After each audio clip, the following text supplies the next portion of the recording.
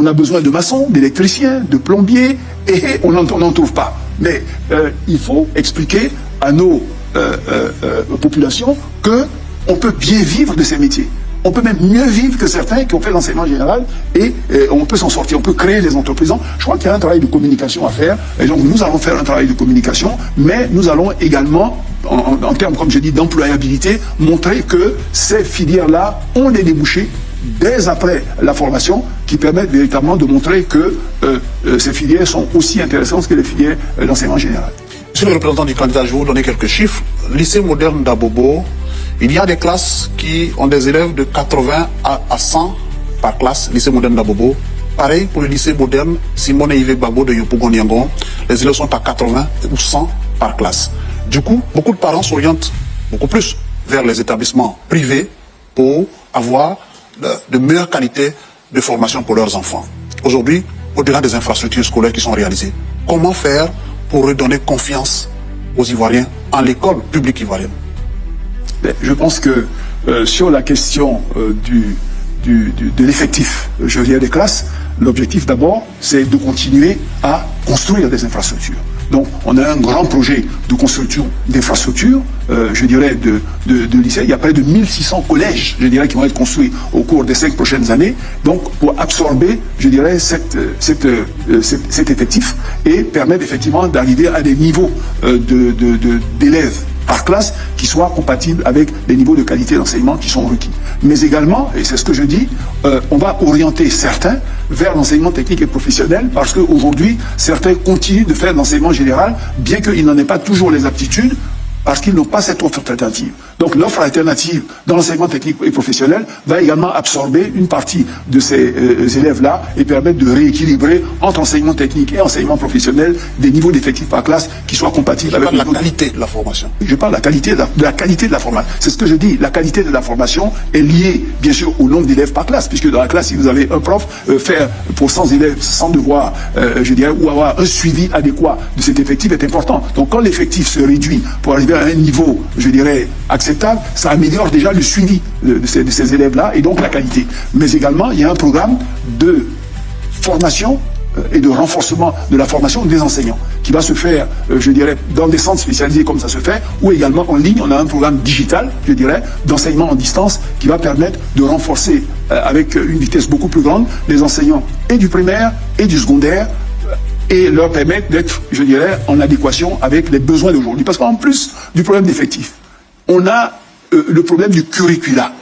Le curricula, je dirais, de ces classes n'est plus tout à fait en adéquation avec le marché. Donc, il faut revoir le curricula. Dans le cadre des États généraux de l'éducation, Madame le ministre a donc établi un certain nombre de projets, dont le renforcement de la qualité de l'enseignement. Aujourd'hui, des sujets comme l'Internet, des sujets comme l'intelligence artificielle sont, je dirais, sur la table et doivent nécessairement être intégrés dans l'enseignement. Donc, au niveau déjà du primaire, on va faire de l'initiation à l'intelligence artificielle et à l'Internet, également au niveau de secondaire. On a des classes pilotes qui déjà sont en train de le faire. Donc là également, ça va être une voie pour pouvoir donc améliorer la qualité de la formation. Donc accroître le nombre de classes, créer également des infrastructures pour l'enseignement technique et professionnel et permettre à ceux qui en ont les aptitudes d'y aller, renforcer la qualité donc pédagogique et technique des professeurs et bien sûr, comme je l'ai dit, continuer d'accroître l'investissement dans l'infrastructure.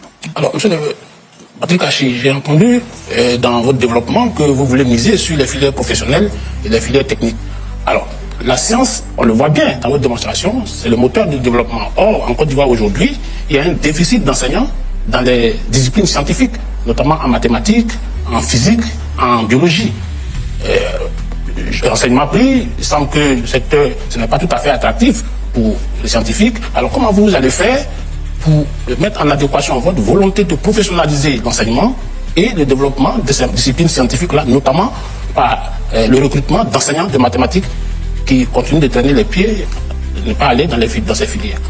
Oui, je pense que dans ce domaine-là, il faut rester extrêmement ouvert, à savoir que la capacité de former des personnes dans les filières scientifiques lorsqu'elles n'y sont pas, n'est pas toujours aisé, mais on a la possibilité de recycler un certain nombre d'enseignants pour effectivement l'enseigner. Ceux qui sont, par exemple, dans les domaines des sciences naturelles peuvent être recyclés, et un certain nombre d'autres professeurs dans d'autres filières peuvent être recyclés à l'enseignement des sciences, au moins au niveau, je dirais, collège et lycée.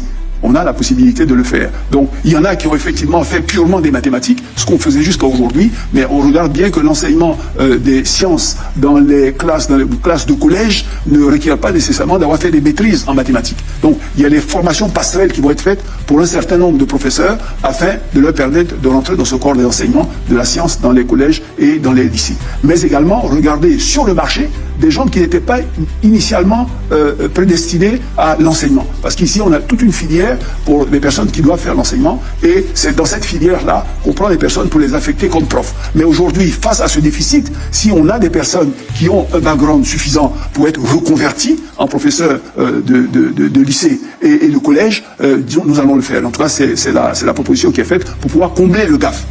Reconvertir des acteurs qui sont sur le marché, qui n'ont pas initialement décidé de faire l'enseignement, qui ont des aptitudes pour être reconvertis et faire cet enseignement-là. Monsieur le représentant du candidat, je pense que avant d'aborder, il y a d'autres sujets importants, notamment la CMU et autres. On va refermer ce chapitre concernant l'éducation, mais on ne peut pas refermer ce chapitre sans évoquer cette grève qui a secoué le secteur éducation. Il s'agit notamment de la grève de ces enseignants et en cause la question de la prime. Alors, monsieur le représentant du candidat, dites non. Les Ivoiriens vous regardent. Si on vous fait confiance à nouveau, c'est-à-dire si on fait confiance à nouveau au candidat du RHDP, qu'est-ce que vous prévoyez pour régler définitivement cette question de prime?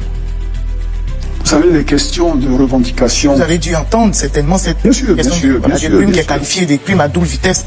Bien sûr, bien sûr. Vous savez, les questions de revendication du corps social dans différents secteurs, que ce soit l'éducation ou d'autres secteurs, sont des questions auxquelles nous sommes accoutumés.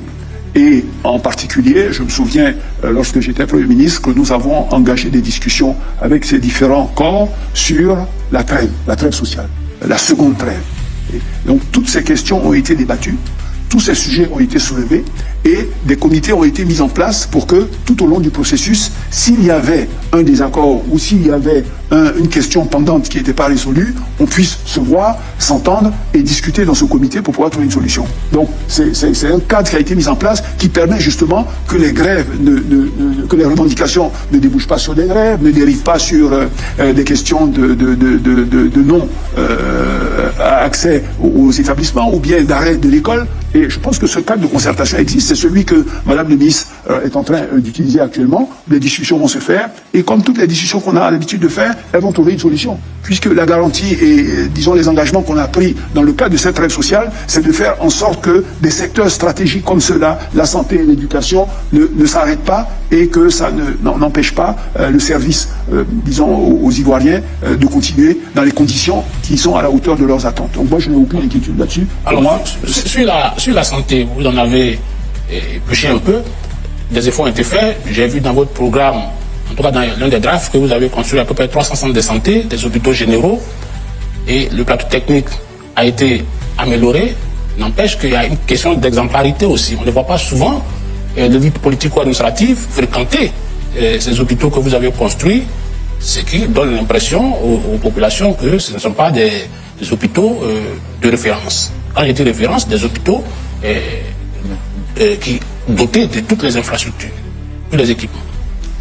Les efforts quand même qui ont été faits dans le secteur de la santé sont des efforts incroyables. Là encore, une fois de plus, depuis